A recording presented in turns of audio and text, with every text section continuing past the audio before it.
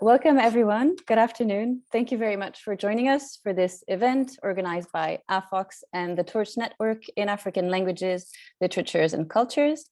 My name is Dorothée Boulanger, and I'm an early career researcher working on African, especially Lusophone African literature at Oxford, and I'm one of the conveners of this network.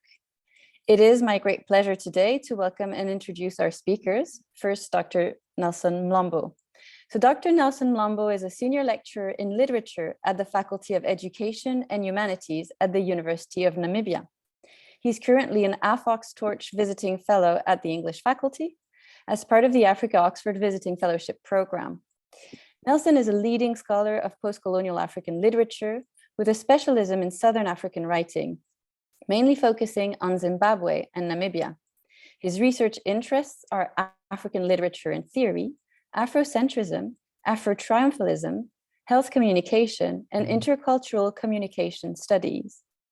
While in Oxford, Nelson will work on the research project Literary Archives of Conflict for Peaceful and Prosperous Societies, Memory, Truth, and Fiction about the Herero Nama atrocities in Namibia. Nelson's project seeks to explore the often overlooked dimensions of the Herero Nama characteristics in the discussions about the conflict, their agency, their resilience, and ability to survive. The project will use trauma and resilience theory, post-colonial eco-criticism, and thoughts from memory studies to argue how modes of representation help reflect genocidal historiography and how global futures of peace can be imagined and conceived. So Nelson will be talking. I will then introduce Professor Elleke Boehmer, who will also be talking. Then I will make a short response, and we will take it from there. Over to you, Nelson.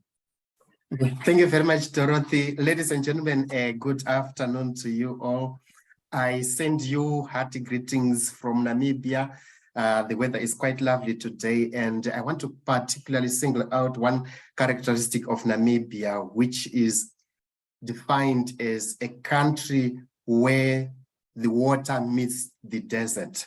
That is quite a unique characteristics, and actually this leads me to my talk today, because when you look at Namibia, in most cases you discover that it is a country that is usually sort of eclipsed from the rest of Southern Africa, and some regard it as the quiet neighbor or the sixth province of South Africa. And I remember that there was a time when in 2013, when I made a presentation at the University of Botswana. And after my presentation, someone came to me and said, "Oh, is there actually something called Namibian literature?" And of course, my answer was a resounding yes, because that day I was actually presenting on a book called Undisciplined Heart, which is one of the autobiographies which I want to talk about. Now, what exactly are some of the landmarkers? What exactly are some of the particularly interesting features and characteristics and dynamics of Namibian literature that we can talk about today? And I would like to just bring to you some snapshots or snippets of some of the most captivating moments within this specific context or setting. And I want to talk about especially three aspects. Number one, the genocidal novel. And then number two, the autobiography. And then finally, poetry. And before I even talk about these things, let me just provide you with a quotation which comes from one of the Namibian writers called Hermine Elago. What does Hermine say with regards to literature?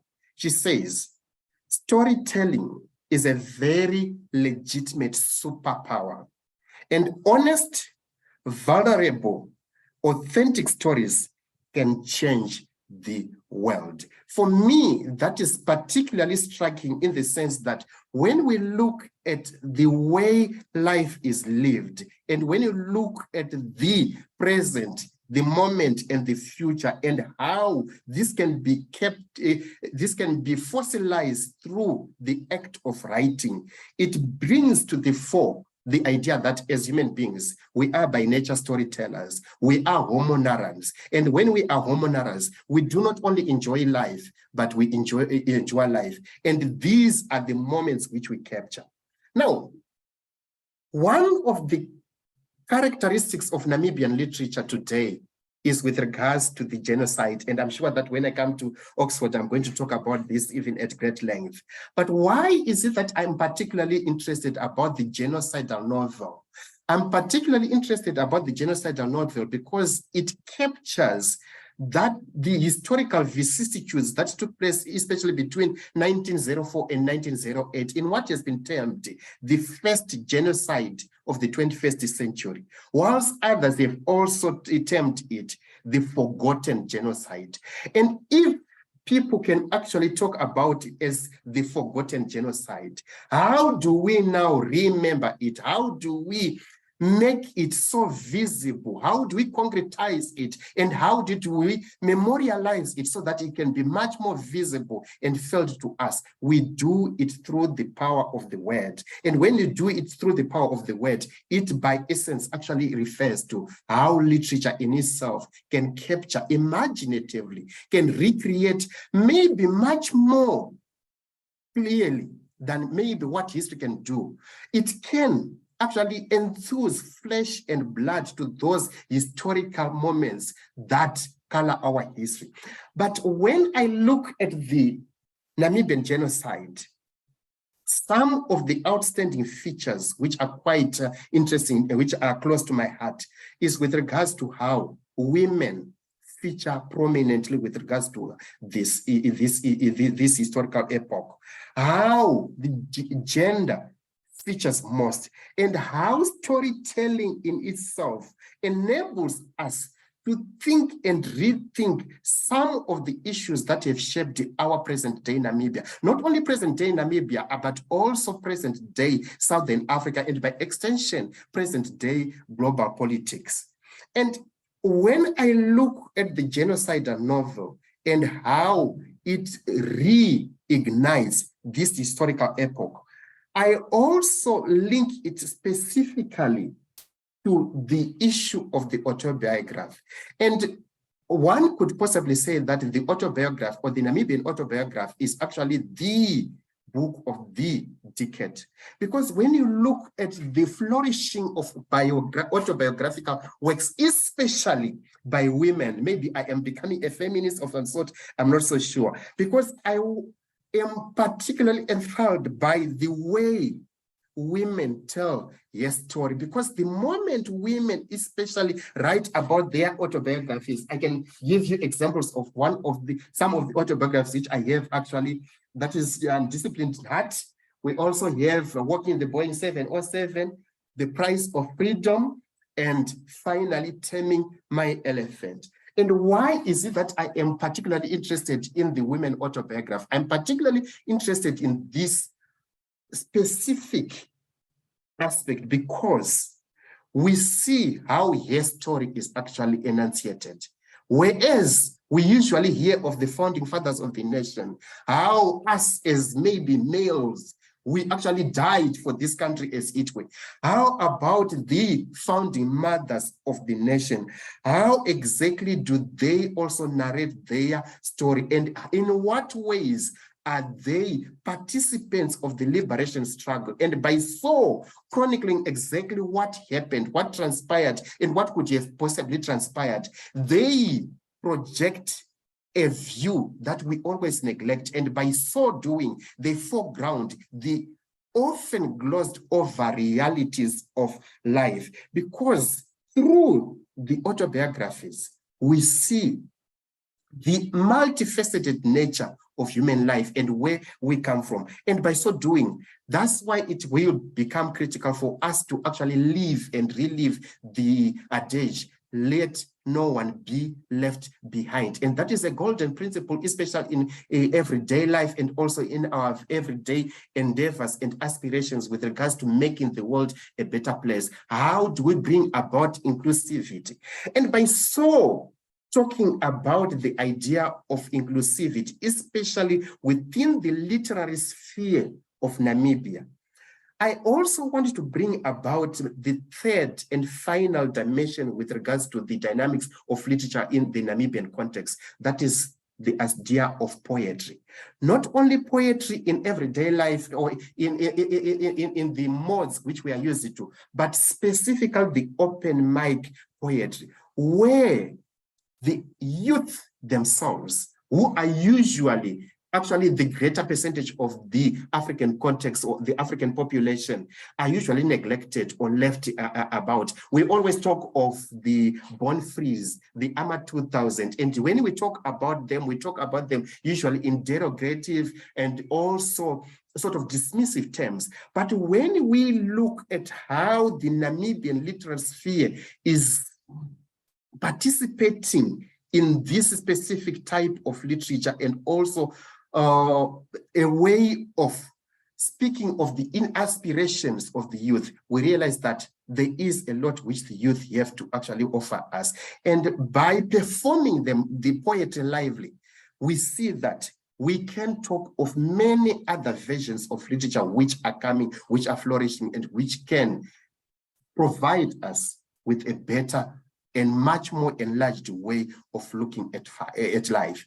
So, ladies and gentlemen, by bringing about these three dimensions, the issue of the genocide, how it is gendered, how women themselves feature prominently within these chronicles, as well as the autobiography, by specifically foregrounding women's writings and how they participate in everyday events. And finally, by looking at especially performances of poetry, we see how narrativity in itself is something that is critical in our lives. Thank you very much. Thank you so much, Nelson.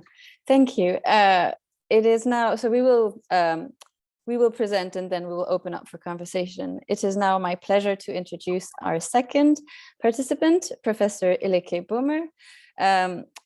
Elleke is Professor of World Literature in English in the English faculty here at Oxford. She is also the director of the Oxford Centre for Life Writing and a fellow at Wolfson College. Elleke is a founding figure in the field of colonial and post-colonial literary studies. In 2021, Elleke was a British Academy Senior Research Fellow working on Southern Imagining, a literary and cultural history about perceptions of the Southern Hemisphere. The study interwove Samuel Taylor Coleridge and Herman Melville alongside Coetzee, Benito Lynch, Mikes Mda, and Alexis Wright, among many other Southern writers. Elleke is also the humanities lead on the GCRF UKRI funded Accelerated Achievement for Africa's Adolescence Hub, Accelerate Hub, a project running from 2019 to 2023, and is involved in exploring the role of narrative and intervention in a range of African contexts.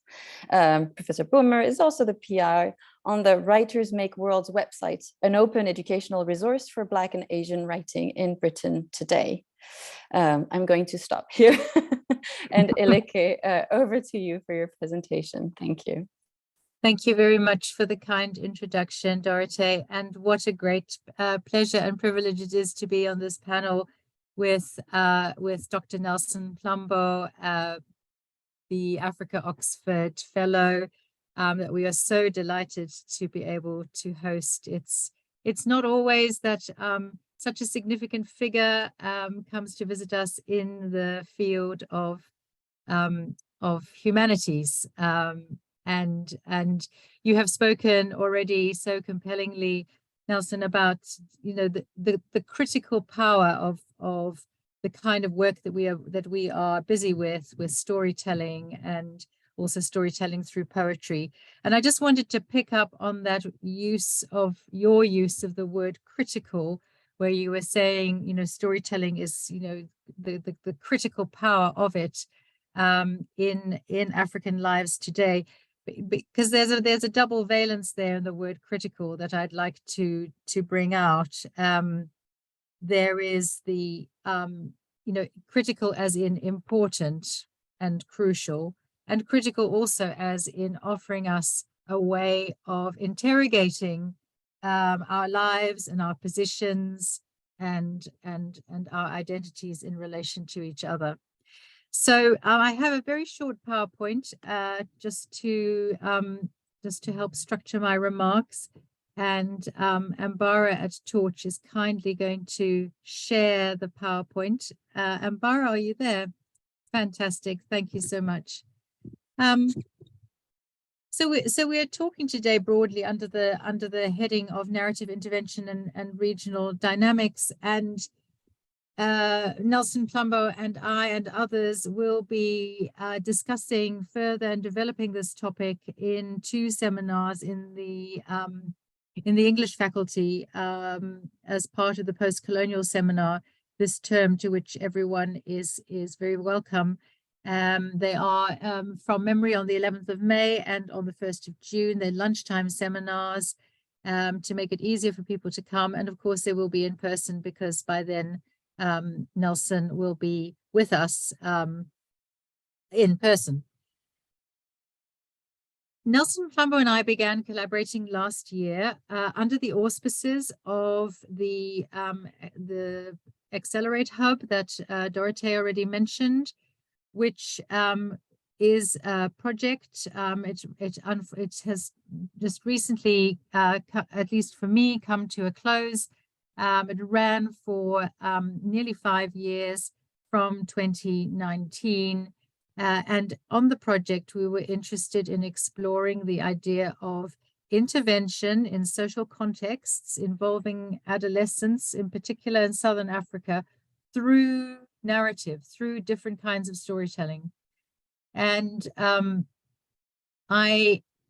in visiting Nelson Mlambo at the University of Namibia, I was very pleased and stimulated to be able to present some of this work and to work with Nelson's 3rd year and 4th year students exploring some of these questions of storytelling. So next slide, please. I'd just like to go through some of the premises, the opening propositions that I've been exploring in this work and discussed with the students at the University of Namibia in particular.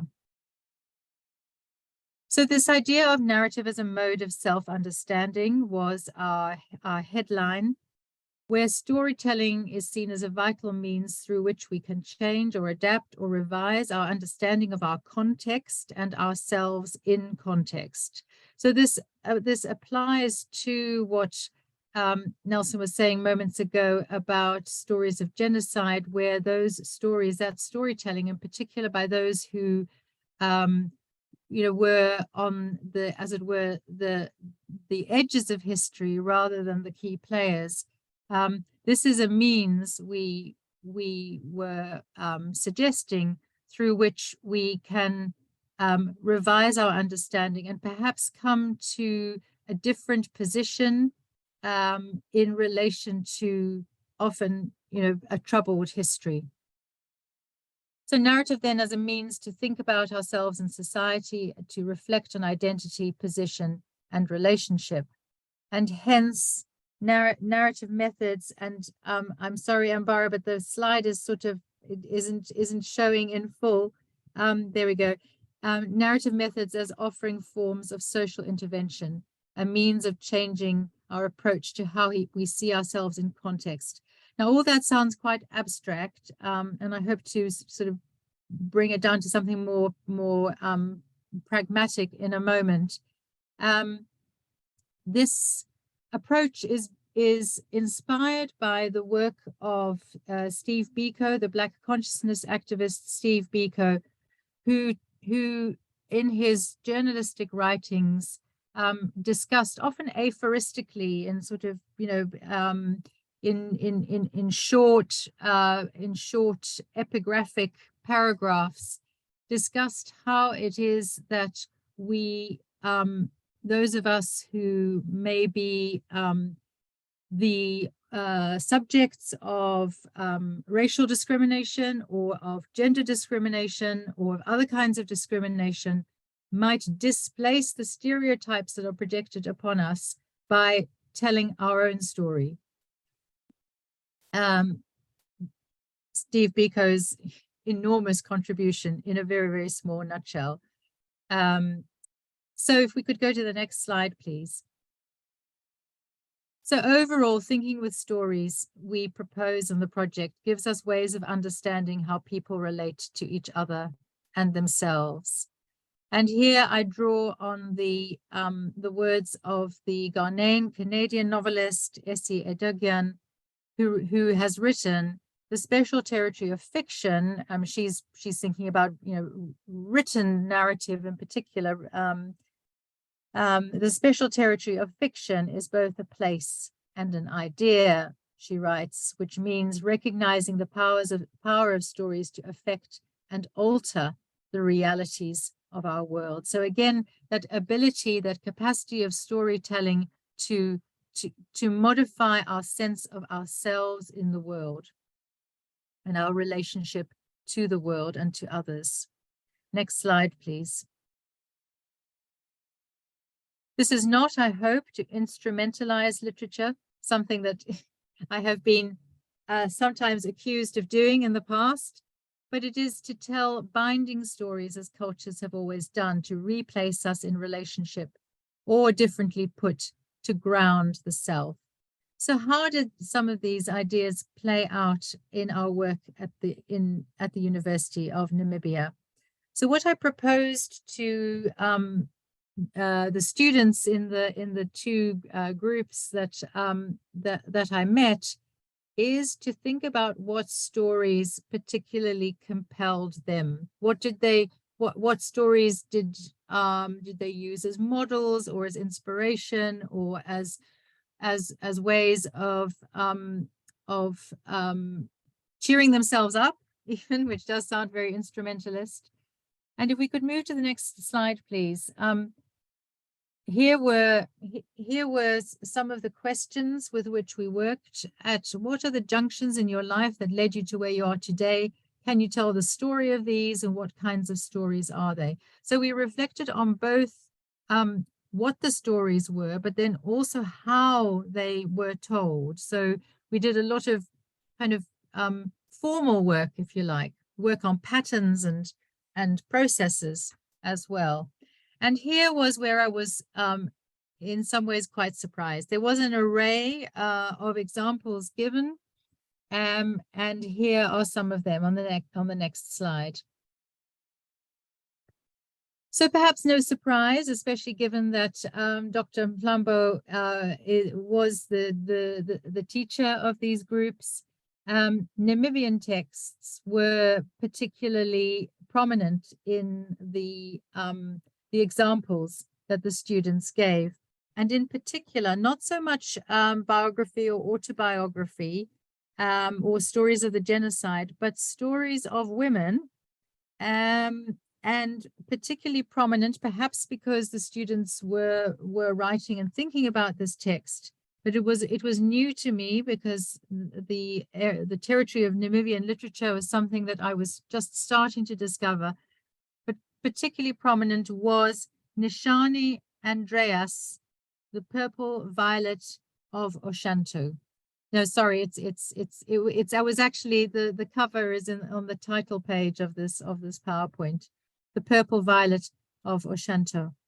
And then also another Namibian text was Mama Namibia by Mari Serebrov, more controversial, certainly in that case autobiographical, or biographical rather, and told by an outsider, but about the Namibian genocide story. So that was fairly predictable, but then I also found other examples from amongst the models and exemplary stories that the students offered. The arguably young adult writer from South Africa, Kopano Matwa, her two novels, Spilled Milk and Coconut, were mentioned by the students.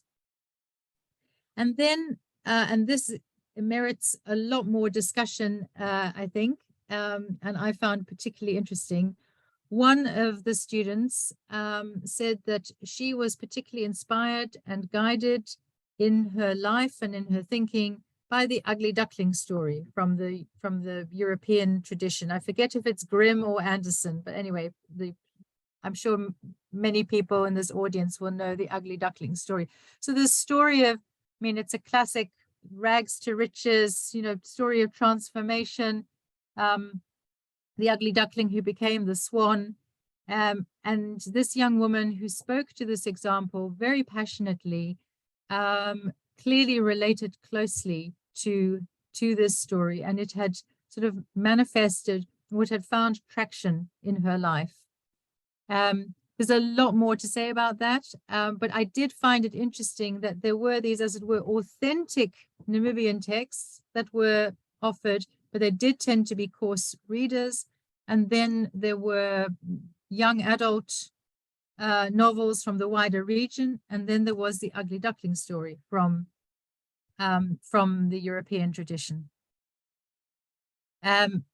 We did have some discussion about where the student had found the story or first heard the story, and how many years she has had, as it were, lived with that story.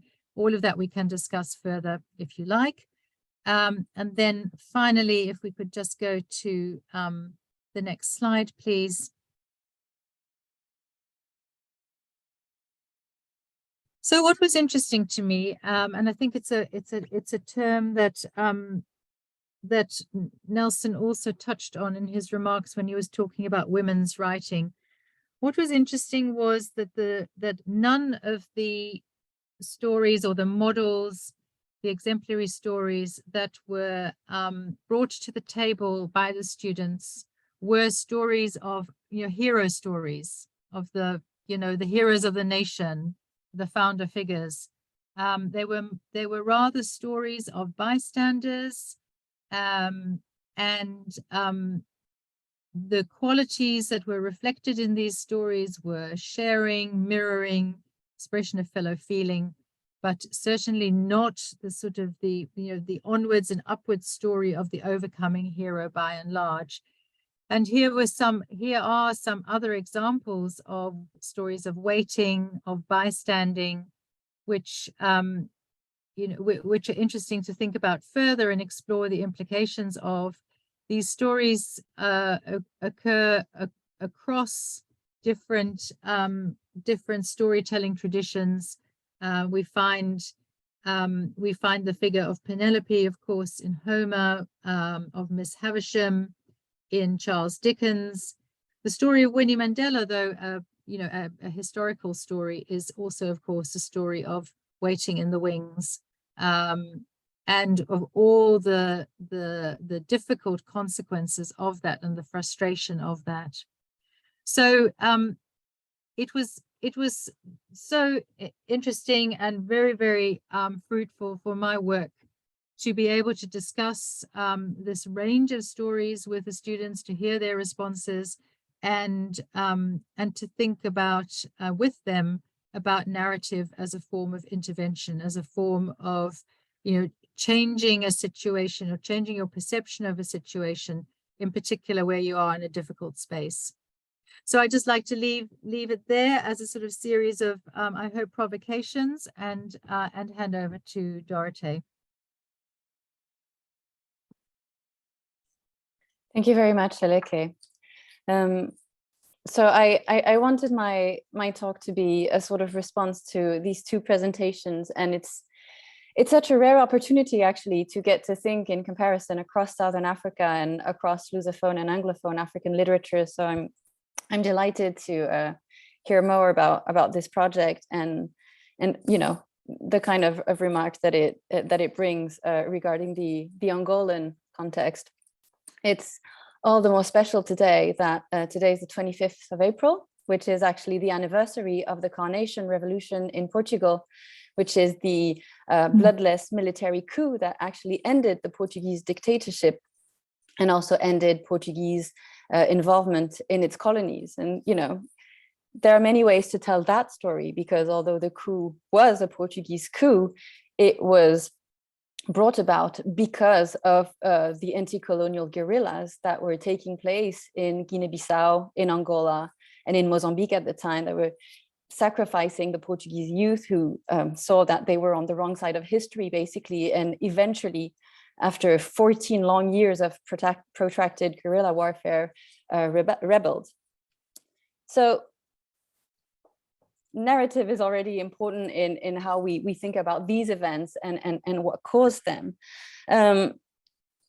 What it also means is that this overthrowing of the Portuguese dictatorship means that it was a dictatorship that was colonizing Angola, Mozambique, Guinea-Bissau, São Tomé, and Cape Verde at the time, which of course had major repercussions in terms of the kind of stories that people could tell in these colonies.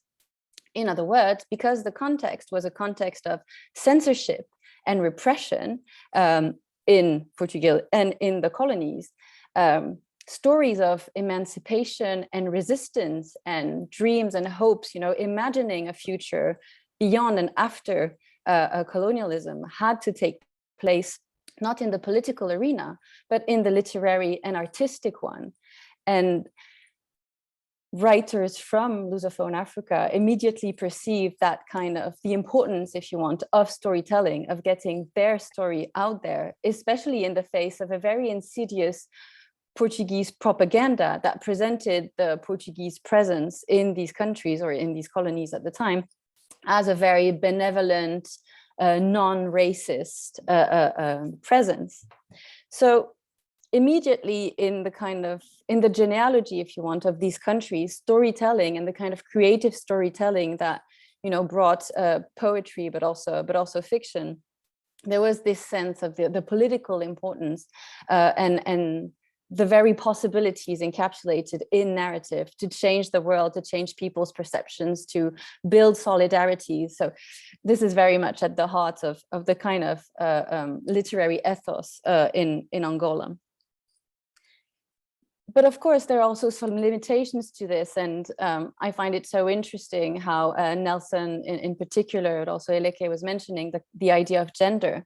The writers who crafted these stories of resistance and struggle, and also these stories of difference, asserting their difference from Portuguese society, were also writers that emanated from a social group that was actually quite close to colonial society. So their frameworks were very Western, albeit Marxist. They were also, most of them, if not almost all of them, men. And so the narrative of liberation and resistance was very much crafted as a masculine task, and the agents of history were clearly male. Women, of course, played a key role in these narratives as the beautiful souls that needed rescuing and that needed saving, but they did not have the same kind of agency as their male counterparts. So and there was a very there was an instrumentalization of women's emancipation, including in these narratives, to, on the one hand, present the anti-colonial guerrilla as emancipatory and taking into account women's fate, and on the other, in demeaning and discarding the specificities of women emancipation as being bourgeois and irrelevant to a kind of revolutionary agenda. So storytelling was always very capacious, if you want, in post-colonial Angola. There was always this idea that it was, on the one hand, incredibly powerful, and on the other, dangerous, biased as well, and therefore had a very problematic connection to power, including state power in post-colonial Angola. And the way this resonated after independence was in the fact that the regime, in which many writers and intellectuals were parts and were high officials, the regime weaponized the narrative of liberation, so that you had a very state-centric legitimation of power through these narratives of resistance. And the party in power, the MPLA, presented itself as the one who had liberated the country. And so you see here how narratives can simplify and be weaponized as well to discredit any form of opposition, any form of dissent. And the need to sort of keep history open and look at, you know, the plurality of sources of resistance is, I think, an important task. And that is one of the things that I was thinking about when I was listening to Nelson and Elleke, is not only the idea of, you know, writing and listening, but also our modes of reading and how these modes of reading can participate in these processes of emancipation, right? Which seems to be very much what you're doing in your project.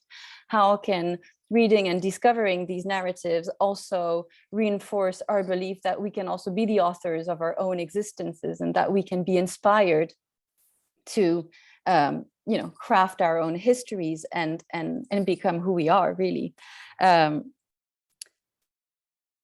I was thinking about how we do that in Angola, where the literary canon, as I said, is on the one hand absolutely wonderful and incredibly rich, but also problematic. And I think here there is some sort of counter-canonical ways of reading these texts, you know, of queering this canon, this post-colonial canon, that can be particularly interesting. Of course, one of them is to think about their male-centric dimension and to sort of identify misogyny within these texts, to try to see how we can complicate these portrayals of women and what are the other sources that actually bring up different understandings of women's participation and women's existence in post-colonial Angola. The other thing, and it resonated in interesting ways with what Elleke was saying about the ugly duckling, is I think that eco-critical readings can also get us to think about how we can disturb or disrupt categories and hierarchies in ways that are quite powerful and empowering. So I think that there are many narratives in Angola, for example, that have this very strong eco-critical dimension to them, that are very much take more than human agency seriously, to create certain atmospheres, to think about how, you know, the world comes to us and the kind of interventions that humans make into the world. So I think eco-criticism here is particularly interesting. As a form of reading that brings about these sort of anti-hierarchical, if you want, and emancipatory qualities to these narratives. The Ugly Duckling resonated with this student, and it is the story of a non-human animal, right? But it's also the story of a very fluid sense of identity and of self-recognition. And I think these are the kind of things that are quite interesting to look at, and, you know, without even mentioning the kind of urgent climatic crisis, I think just in terms of thinking about emancipation, thinking about equality and social justice, how we create those barriers, or how narratives actually dismantle them without necessarily seeming to, so in very poetic and powerful ways, is an important aspect that we need to keep in mind. I'm not going to say much more. I just think that to some extent, Westerners are very much catching up with the power of African texts, but African writers themselves have always known that kind of incredible power and richness. And, you know, Abiola Irele said it decades ago, that the African imagination was very attuned to narratives, and therefore narrative is a way of thinking, of you know, memorializing and commemorating, but it's also a way to produce theory. And so it's also dismantling that kind of binary between primary sources, you know, fiction, poetry, and secondary sources, which are supposed to be like academic, theoretical, that these African texts allow us to do and think through, because they are so rich, so interesting, and so inspiring. So I'll stop here. I don't know if Nelson or Elleke sort of want to circle back, and maybe then a bit later on we will be taking questions from the audience. So to all the participants, please feel very free to ask a question either in the chat if you have access to it, or in the Q&A, which you definitely should have. Okay, thank you very much, Dorothée. You know, when I listen to your responses, Elleke and Dorothée, it reminds me of what we always quote when you talk of Adichie's The Danger of a Single Story.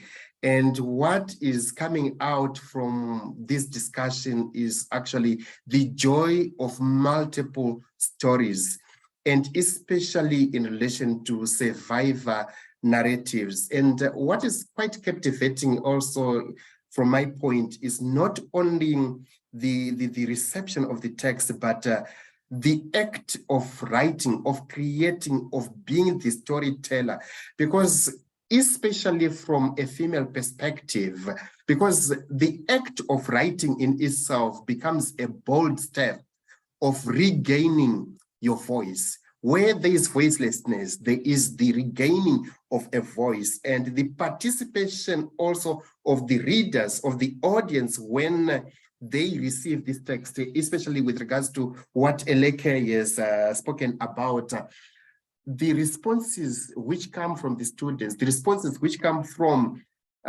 those who relate with the story, means that they are not only listening to the story, but they imaginatively participate in the reading of the story, in what is taking place in the story, and by so doing, they also regain their voice. They also create their own identity, and when they create their own identity, they also become shapers of not only history, but also the present and the future. And that exactly becomes quite critical when they can look at the possibilities that can actually come with their participation within this storytelling. And Dorothée, you also spoke about eco-criticism, and intertwined with that is the issue of trauma, resilience, and agents, especially when you're talking about the Lusophone liberation struggle.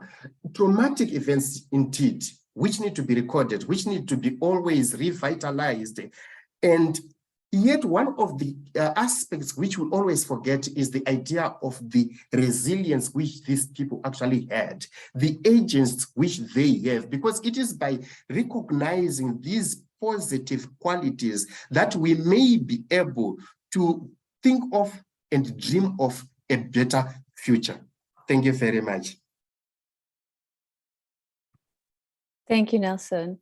Elleke, did you want to add something before we open the floor?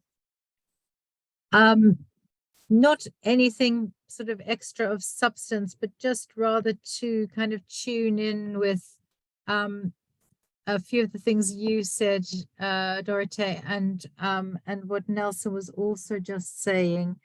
I really like that idea of kind of queering through queer or eco-critical approaches, queering the accepted stories, you know, kind of throwing them open, pluralizing them, disrupting them in some way. Certainly, a number of the stories that I have looked at in my narrative intervention work have been disruptive stories. So stories where, if you like, the onward and upward trajectory of overcoming, you know, the story of revolution, of the successful revolution, has been questioned, has been overturned, or has been pluralized. And then also that important word agency that I think Nelson also used in his responses. And then just to throw a slightly sort of querying and queering remark into the mix, and let's see where it goes in the wider discussion. You know, what about stories that we don't actually identify with or that relate to our lives, but that nonetheless speak to us in an inspiring or provocative way? So The Ugly Duckling is kind of in that spectrum, but you know, what about stories from other storytelling traditions? You know, the story of Homer's Odyssey, for example, that story of traveling and adventuring and being away from home for many, many years, and home being a distant place, and one that for a long time lies out of reach. And that is a story that has been compelling across cultures. And it's interesting to think about why that is so. It may not be a story that directly relates to us, and yet it's one that nonetheless has an appeal. And it's that too that I think we might want to bear in mind. So yeah, that's what I wanted to respond. The accent on agency. There was one aspect as well that I was thinking about in relation to your project and in relation to these narratives and the kind of historical trajectories of Southern Africa. I mean, there are two things that I was thinking about. The first one that you touched upon, which is the question of the categories. When national histories are so characterized by conflict and violence, you have these kind of stereotypes, right? Prototypes of the hero and the betrayer, the traitor, and the accomplice, etc. And so these categories are clearly so hard to live up to, right? So the question of the kind of ethics that are also supporting these narratives, on the one hand, wanting to show a way and showing some sort of positive example, but also on the other hand, complicating these narratives and showing how everyone's trajectory is also thwarted and complicated and implicated in various power relations that one of the great powers of literature is actually to be able to sort of deconstruct and render in its complexity and in all the subtle nuances that create these subject positions in these incredibly complicated contexts. So I think that's one of the great powers of fiction. And the other thing that I was thinking about in relation to these historical trajectories is the intergenerational dimension of it, right? So if we're thinking about youth, they are on the one hand a bit crushed under these grand narratives of liberation and struggle, and on the other also especially in Angola, but probably not only, also disempowered by a very gerontocratic state that has weaponized these narratives of liberation to deprive the youth, although they are the majority, from any real political agency, building instead a sense of debt almost in relation to liberation. So I think it's also interesting to think about how narratives can actually identify this and can also bring about the kind of contradictions between the project of emancipation and the reality of what Pepe Tela calls the generation of utopia, what they have actually done once they were in power. I mean, thanks, Dorothée. That was I would just want to sort of emphasize and endorse and emphasize what you were just saying. I mean, this idea of narrative is bringing out the contradictions that the hero stories that the state tells about its the story of liberation can't quite capture. Another narrative that I would like to bring into the mix, which is in many ways a problematic novel.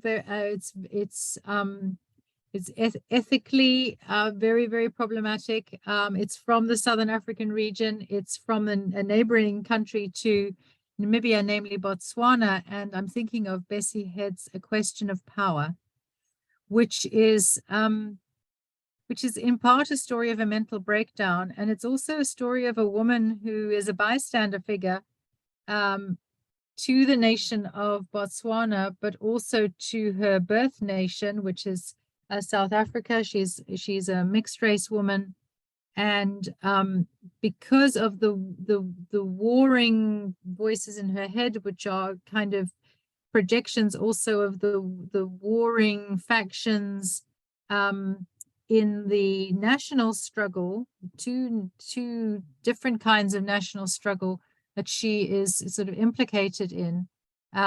These warring voices then, produce this absolute, this absolute, implosion in her mental state of the narrator, the kind of the Bessie Head surrogate. So it's always seemed to me, very problematic as it is in some ways, and certainly in some of the racial views that it expresses. It seems to me always to be a really exemplary text when thinking about the pluralities that the story of the overcoming nation tends to ignore or erase. I think, Elleke, at the moment you spoke about Bessie Head, it reminds me also of Maru, and it relates to the idea of the multiplicity of the stories which we share.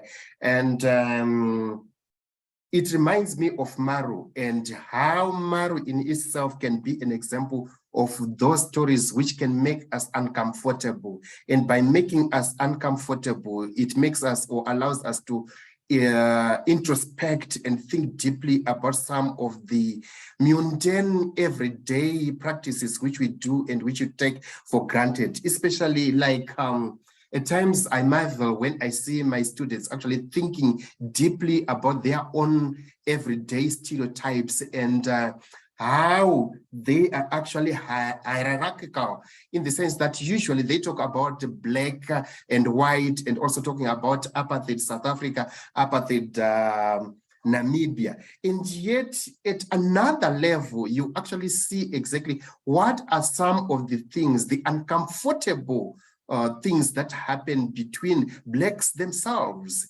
I know that we have heard of stories of how xenophobia actually is bad, but even within a specific context, a specific country also, how these narratives unearth some realities which we are usually blind to. And by so doing, they make the students not only to participate in the text, and by participating in the text, to think deeply about issues that confront humanity in every sense of the word.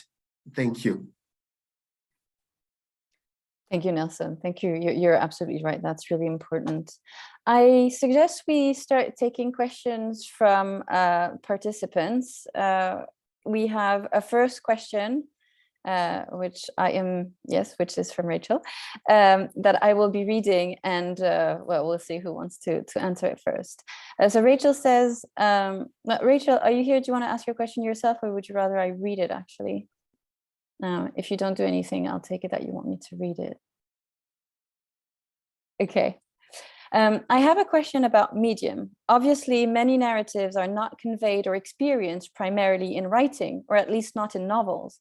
Did students turn to literary texts because they were in a literature class? What about TV? What about oral narratives? Do these also create other means of participation, identification, and imagining? What is gained by thinking of narratives beyond literature? Thanks, that's actually a fantastic question. I don't know who, if Elleke or Nelson want to answer first. I can have a go. Because I think it relates to some of the examples I put on the screen. So thinking of narratives beyond literature, I mean, absolutely, Rachel. This was actually core to the narrative-based intervention project that that I alluded to in brief. We were actually trying to gauge what were the compelling stories that young people related to, kind of completely outside of the literature classroom. In fact, I mean, it was the case, yes, to pick up on one of your questions there, yes, the students at the University of Namibia were literature students, so they did turn to literary texts. But if anything, what we try to do in discussion is then to jostle them out of that, which was why I was so delighted about the ugly duckling example, is to try to encourage them to first of all to reflect back on why did you choose literary texts when actually the Cinderella story or the ugly duckling story or the story of the hyena or the clever hare, you know, is actually the story that you think about most immediately when you think about model tales. So actually the literary is something of a constraint here, you know, to read literature and to talk critically about it is a very particular kind of study. It's a, you know, and we wanted, at least in the project, not so much in the classes at the University of Namibia, but in the wider project, we wanted to hear very kind of spontaneously, if possible, about the stories that people first thought of when they thought about inspiring stories. And you know, I mean, I can go on at greater length about particularly interesting contexts where stories from completely different cultures have come up as inspiring and why. But I'll just leave my response there for now. Okay, thank you very much. I want to add on to what Elleke Boehmer has said, but specifically looking at the other aspect of the question where which relates to how or something that pertains to literature that is not necessarily in the written form. And I want to give an example of what has been happening in Namibia for the past year or so, where there has been this new wave of presenting poetry in spoken form, which is a new form of what we used to have as folklore literature and speaking or telling stories behind around the fire during the evening. And we now have this new form where we see especially the youth participating a lot in such activities. I remember that last year we had a literature festival, and when you look at the participation, but especially the youth whom we have been talking about as being the majority actually of the population in Namibia, it's captivating, it's astounding really, to say the least. And that for me is another angle which we are celebrating, because we see how the youth are making use of the digital platform as well to actually present their creative works. So they are not only consumers of even these narratives, but they are also creators of these narratives. And by being creators of the narratives, I think they are taking hold of their destiny, as it were. And that is something that is quite positive, which I have seen also taking place within the Namibian context. Thank you. Thank you, Nelson. Thank you very much.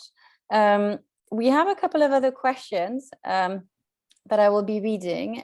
So we have a couple of questions from Penny Cartwright first, who says, thank you so much for really stimulating thoughts, and a couple of questions. I like the phrase identity, position, and relation as a means to think about all the dimensions of self-narration.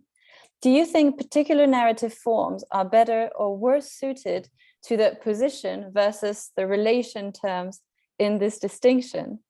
So that's the first question. And the second one is, I'm wondering whether you have further thoughts on the portability of form, as Caroline Levine writes, and perhaps the limits of that portability, thinking about the fascinating ugly duckling example. Are European connotations being mobilized, and for what different reasons in this model? Or is the archetype escaping its context, or is it both? I'm happy to reread quickly the first question if you've already forgotten by now. No, I got it. Okay, go for it, Elleke. Thanks very much to Penny. Yeah, identity, position, and relationship.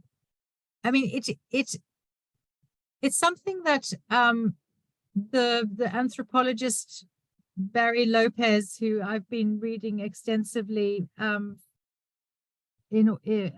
as part of the work on the narrative intervention project, it's something that he in particular draws our attention to, and he's particularly interested in oral narratives and stories from the, if you like, the oral tradition or the folk tradition of different cultures, and he, amongst others, points out that all of these stories place us in relationship. They are unlike, if you like, the Bildungsroman of the European tradition, which tends to focus on, on the growing up and the coming into maturity of a single individual in relation to a broader society. But the focus is very much on the individual.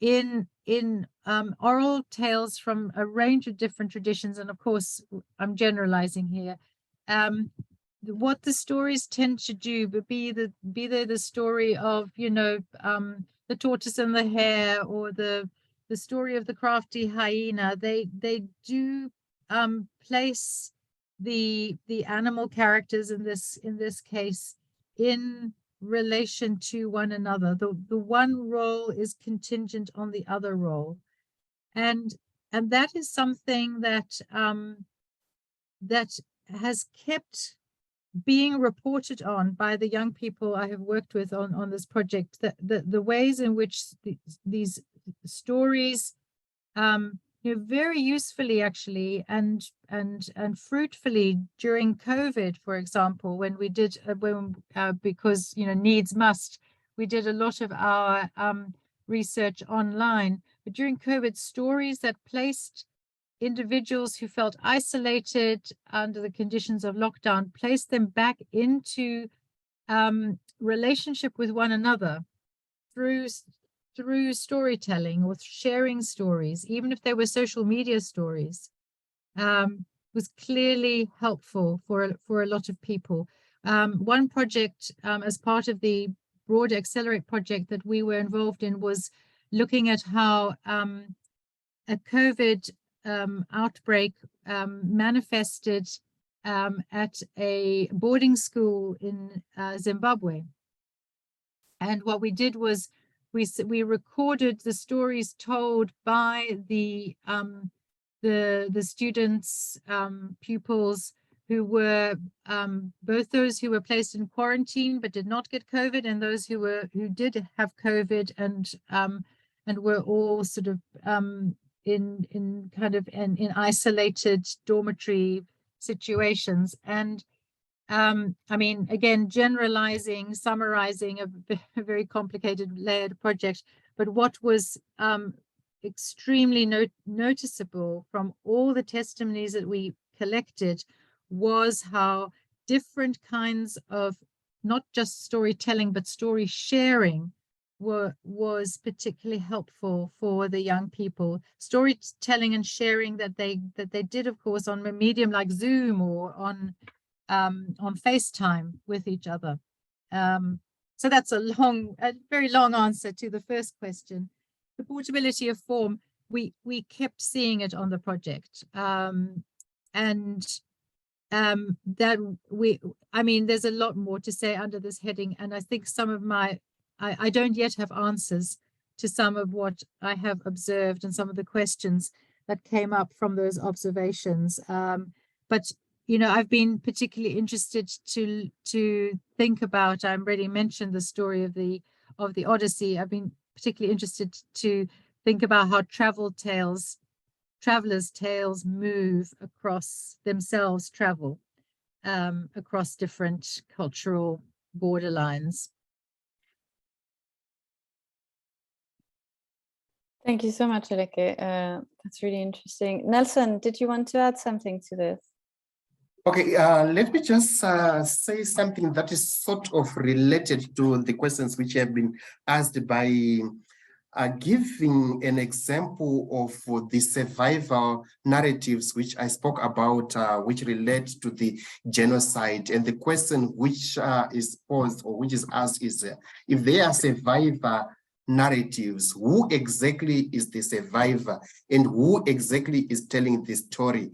For example, I think there are 6 texts which have been written about the Namibian genocide, and from these 6 texts, it's only 2 which have been written by Namibians. And the question which has been always asked is, if we as Namibians do not tell our story, then another person is going to tell the story.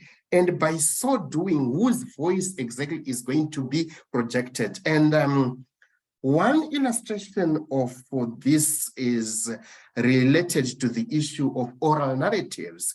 Like one of the genocidal texts is called Mama Penny Transcending the Genocide, which talks about a story of a young lady who survived the genocide in 1904 and 1908. Yet she is not necessarily the one who is telling the story. She told the story to her grandson. And the grandson is now realizing that the grandmom's story is going to actually die a natural death until he actually retells it and packages it in such a way that it is going to be available to a wider audience. And he relies upon memory, upon the stories which he was told by his own grandmother. So the issue of availing these narratives in a form that is easily accessible and that is fossilized in such a way that it is going to be available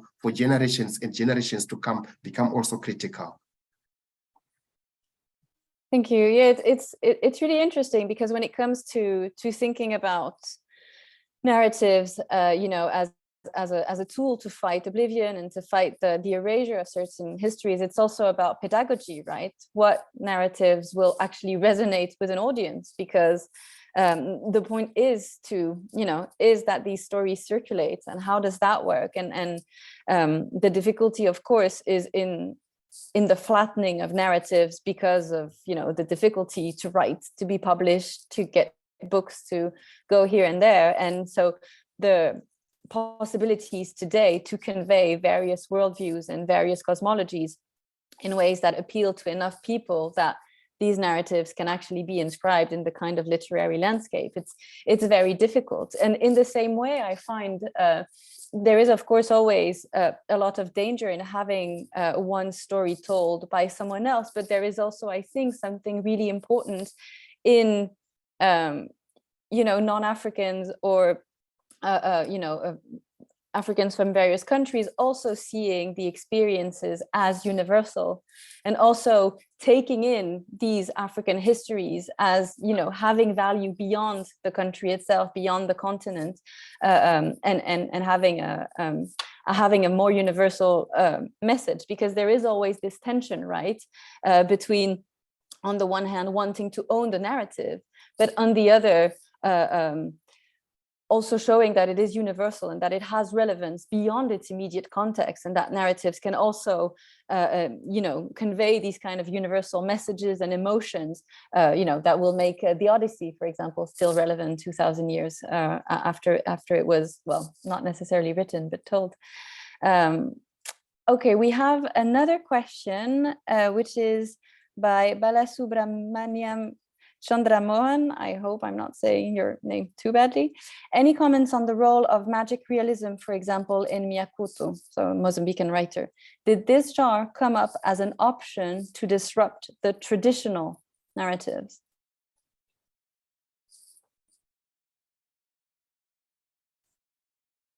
Dorothée, you have posed the question, and you, of course, are the Lusophone expert amongst us. I can offer a brief thought. My own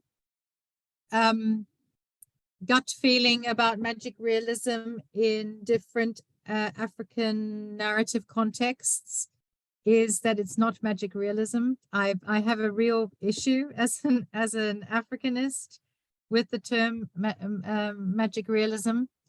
I'm minded of something that Ben Okri said several decades ago now, when he was asked in an interview, is the famished road magic? Are you influenced by South American magic realism or the work of Rushdie, for example, from South Asia? And he said, well, actually, I'm drawing here on, certain, Yoruba tales of the spirit child and the spirit traveler, and resemblances to magic realism are, mostly coincidental. So, but having said all of that, I think that there are ways in which I'm thinking of Miyakuto's Sleepwalking Land in particular that's in the forefront of my mind, because I've been thinking about its imagery of the divide between sea and land recently, and I'm particularly struck in that novel by how different realities of the living and the dead, and of marine space and beach space kind of slide into and out of each other.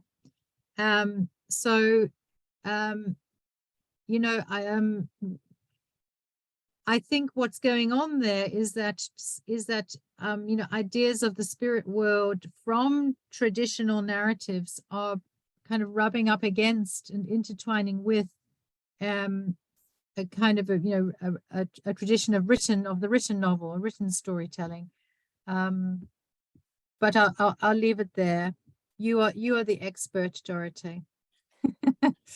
No, it's I have the same sort of reservation when it comes to thinking about magical realism. It's a term that wasn't coined for African literature to begin with, and one of the reasons why I think it doesn't really work is because I don't find that magical realism really takes seriously the sort of very spiritual and religious dimension of these narratives and of these elements of the invisible world, if you want, and their manifestations, and what they actually mean in the African context. So, but as you said, Elleke, that's it's a term, and so I can understand, go beyond the term itself to understand what I think the question is about, which is, what about these narrative attempts to actually think about the invisible, to actually think about more than human agency, to take that seriously and try to have this, disruptive quality to it. And of course, they are welcome, and I think Miyakuto takes very seriously these narrative traditions and these spiritual traditions, and conveys them with, the talent that he has as a writer as well. For example, animals are quite prominent in his narratives, and there are agents, but also signs, etc. So it is important, and I think there definitely is a sort of political agenda that is there, which is through narrative to see the world differently, and to get us to pause and think about how these elements make sense to an African audience in ways where a more Western 21st century audience might struggle. So it's also that sort of discomfort that is important when we try to decenter ourselves as readers. What is the author trying to do? What is he channeling? And what would that mean to a different reader? So yeah, I think these are important. It's also really interesting the ways in which Western traditions have discarded these sort of narratives, for example, animals and narratives as being an indication of a narrative that is for children. It's not for adults, right? And we are paying the consequence of that kind of intellectual laziness or lack of imagination. And Amitav Ghosh is mentioning it when he says the modern novel doesn't know how to talk about the climate crisis, doesn't know how to talk about ecocide, because these kind of absolutely immense, shattering events are not considered to be high literature. And so to some extent, we cannot process them, we cannot take them seriously at the level of our imagination. So I think here again, what this says is that we need to learn from these cosmologies and these literary traditions that actually take the environment seriously. And we need to learn to listen and to know our place, if you want, among an environment that is much more complex than we are.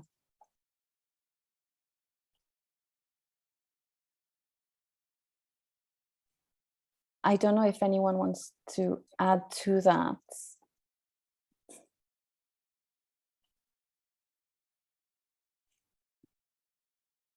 If there's actually also from the same questioner, Balasubramanian Chandramohan, there is another question, Dorothée. Yeah, sorry, I missed that. I didn't refresh it.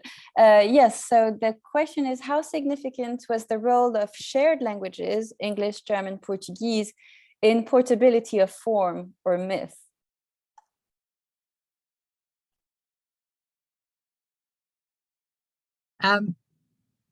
Well, I mean, if I can have a quick go, and then you know, Nelson, please, I know you have thoughts about this too.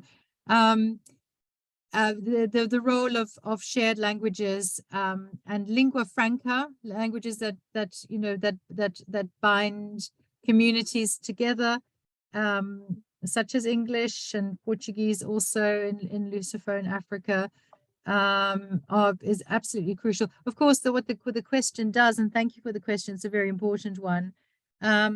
The question kind of, invites us to think about translation, of course, and translation is I mean, absolutely important, crucial medium through which narrative forms become portable, poetic forms too, of course.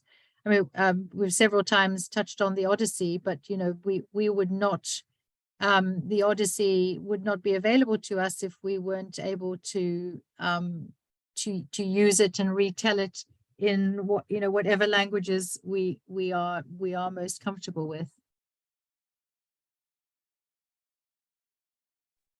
Okay, thank you very much. I think I will give an example of the context which we're talking about, specifically in Namibia, and by way of further contextualizing this phenomenon.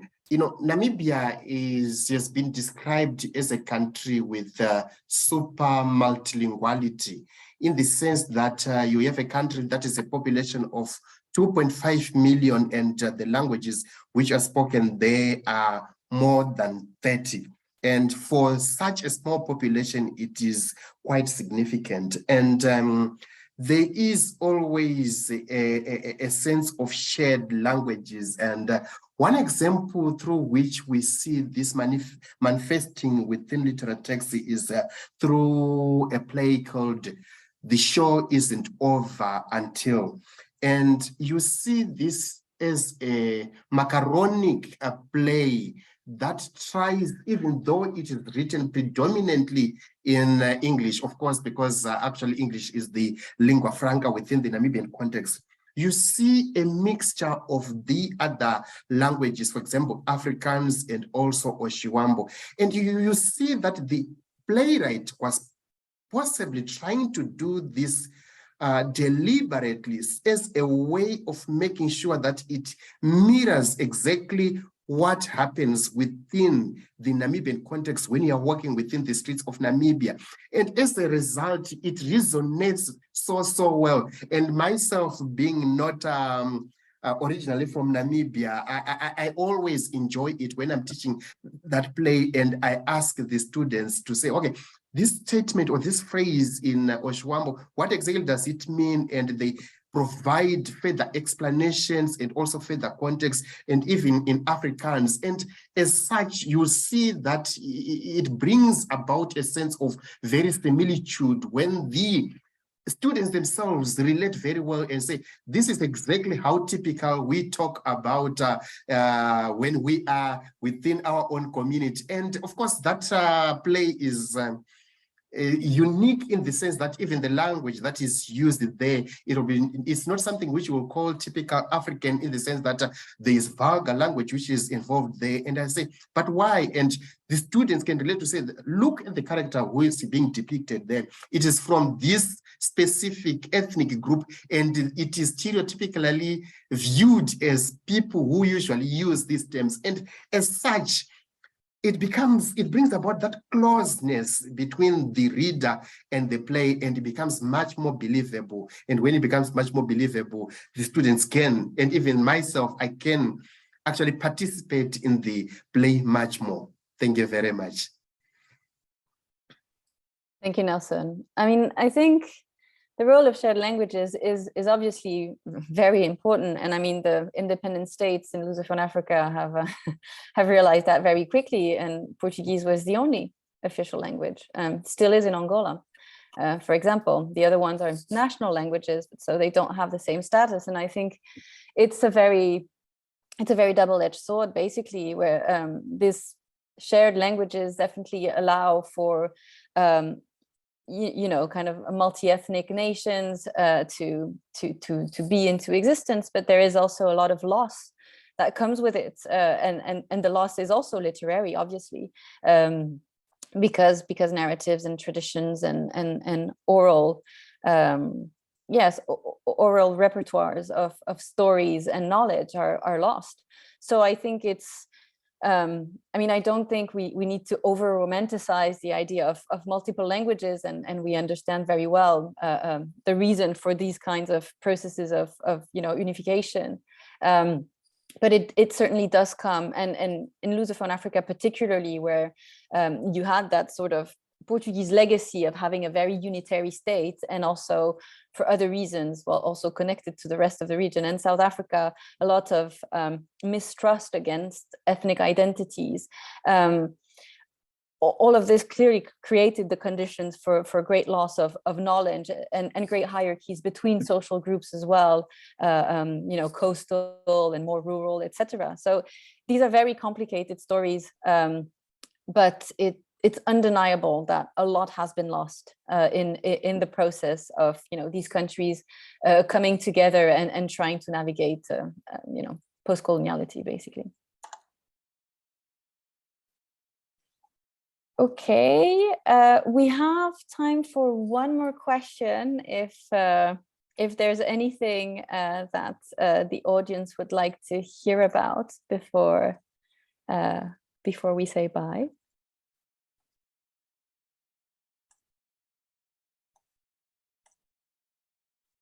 While people are thinking and musing on a possible final question, Dorothée, perhaps just as a provocation to begin to close with, I would just like to share with the audience that what we tried to do, one of our objectives with this panel was that we were going to talk about the Southern African region and regional narrative dynamics in the region without touching on, you've just mentioned the great, and I talked about Kopana Matwa, but we tried to talk about Southern Africa as a region without talking about South Africa, and what a pleasure that was. We've touched on Namibia, Botswana, Zimbabwe, Mozambique in the form of, you know, Miakuto, you know, Angola, and we circumvented,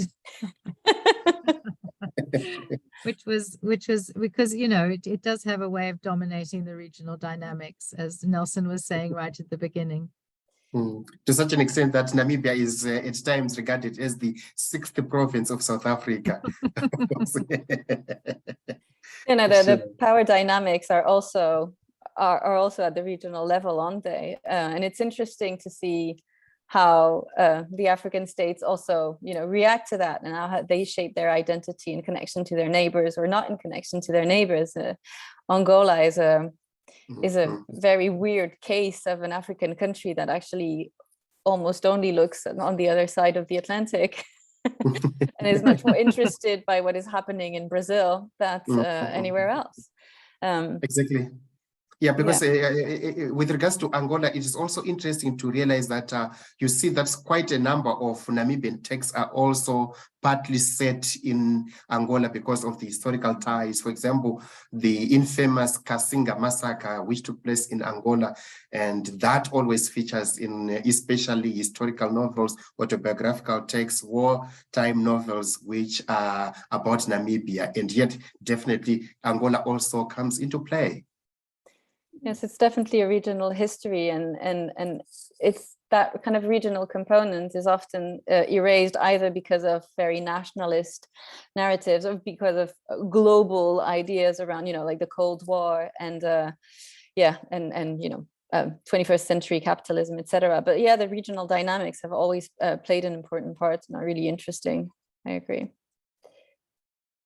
Do we have, I can't figure out.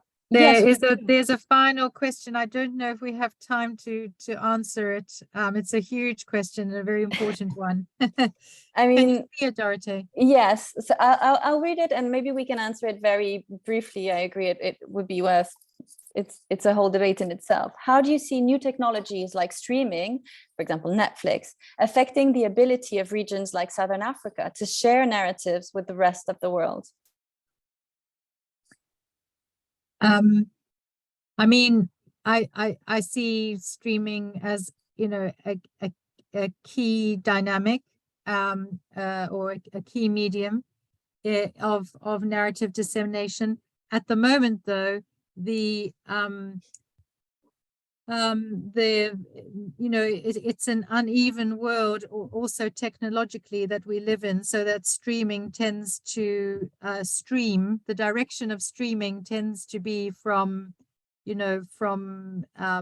America or Europe out to the African context or continent. So I think that's a real challenge. I mean, it's a very powerful medium, but it would be fantastic to see African, streamers, if you like, an African version of Netflix becoming dynamic in the field. Nelson, did you want to say something about this? Not directly, but indirectly. I was invited 2 months ago to talk about the role of language and narratives in the fourth industrial revolution. And my key take was that the languages and narratives are actually the amniotic fluid of the fourth industrial revolution. And if they are the amniotic fluid of the fourth industrial revolution, as an example, definitely all these technologies have to actually happen within the fold of languages as well as narratives. And there is a way through which we can make use of technology to enhance storytelling and even share stories even in a better manner. Thank you. Thank you, Nelson. I'll only say one thing very briefly because we're almost out of time, but I think there are some really interesting things that are happening. Actually, it is true that it's not yet sort of African films and African platforms, but there are some African narratives that are capturing the global imagination. And I'm thinking here about the way in which the African diaspora as well is using these tools to rethink its connection to Africa and to African history. So I think it's really, really interesting to see the kind of crossings that are happening between Black and African cultures through platforms. I'm thinking about, the Netflix series on Zinga, what is happening right now with Cleopatra, etc. So there are these conversations that are taking place, and of course, we're not necessarily satisfied by them, but I think it shows some very promising, again, sort of centering of Black and African lives and existence and experiences that are, they're really interesting. And I'm curious to see how that develops. Okay, well, I think we'll stop there. I want to thank the audience first so much for joining us today. It was such a pleasure. And of course, I want to thank Elleke and Nelson for this amazing conversation, the African Cultures Church Network. We're really happy to host you. Nelson, I can't wait to welcome you in person to Oxford. And I hope that, we get to think a bit more about, comparative Southern Africa and storytelling. So thank you everyone so much. And we'll hopefully see you soon at another event. Thank you very much, colleagues. Thank you very much. Sure.